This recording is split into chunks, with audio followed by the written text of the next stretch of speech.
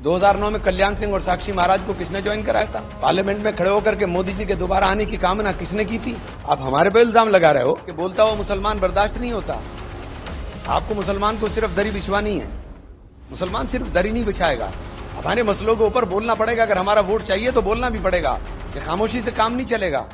जो भी बात मैंने की, मुझे नहीं समझ में आता कि क्या इससे क्या दिक्कत है। मैंने कांग्रेस के उत्थान की बात की। मैं कांग्रेस का सिपाही हूं, राहुल गांधी का सिपाही हूं, मैं प्रियंका गांधी का सिपाही हूं। मैंने पार्टी के उत्थान की बात की, उससे इतनी परेशानी क्या है?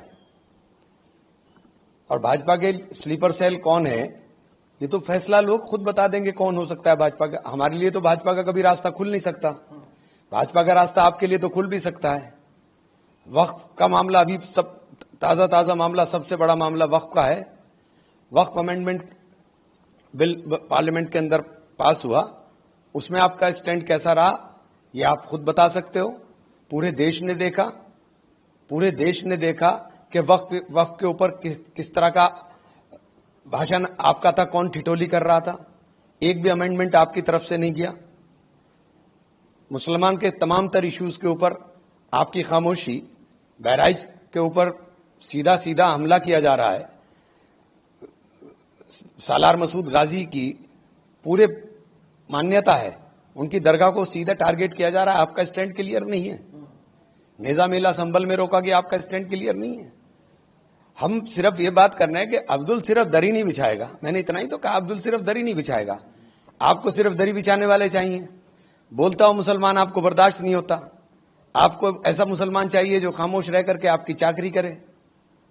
तो ये आप जो सीधा हमला कराने की कोशिश कर रहे हैं, मैं पार्टी के उत्थान की बात कर रहा हूं। व्यक्तिगत आरोप के ऊपर मुझे क्यों डर लगेगा भाजपा से, या मैं क्यों भाजपा का स्लीपर सेल बनूंगा? मैं अगर अपने लोगों की आवाज उठाने की कोशिश करता हूं, अगर मस्जिद शहीद होती है वहां जाकर के खड़ा होता हूं या अपने लोगों की बात करता हूं, तो आपको परेशानी क्यों होती है? आप तो बोलते नहीं, क्योंकि जितने बोलने वाले मुसलमान थे सब आपने खत्म कर दिए। आजम खान की बर्बादी की दास्तान किसी से छुपी नहीं है। जाहिद बेग अभी जेल काट करके कितने 1 साल के बाद आए। इरफान सोलंकी जेल के अंदर है। नाहिद को किस तरह से आपने परेशान हुआ, 9 महीने जेल में रह कर गया। तो परेशानी तो हमारे हिस्से में आती है, आपके हिस्से में तो परेशानी आती नहीं। तो बीजेपी का एजेंट कौन है? परेशानी झेलने वाला होगा कि मजे लेने वाला होगा? तो हमारे ऊपर तो आप आरोप लगा देंगे आराम से। अपने आप जरा सा देख लीजिए, 2009 में कल्याण सिंह और साक्षी महाराज को किसने ज्वाइन कराया था? पार्लियामेंट में खड़े होकर के मोदी जी के दोबारा आने की कामना किसने की थी?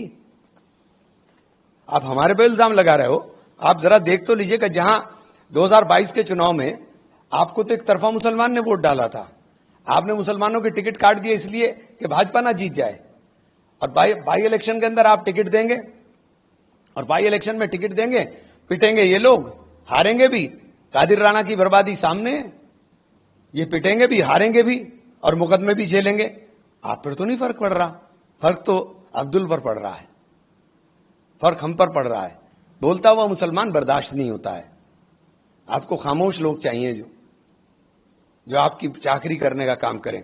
इसलिए ये सब चीजें, और मुझे नहीं समझ में आया कि उन्होंने इस तरह की बात क्यों की। मैं तो मतलब खुद हैरान हूं कि इस तरह की बात आप किस तरह से कर सकते हो।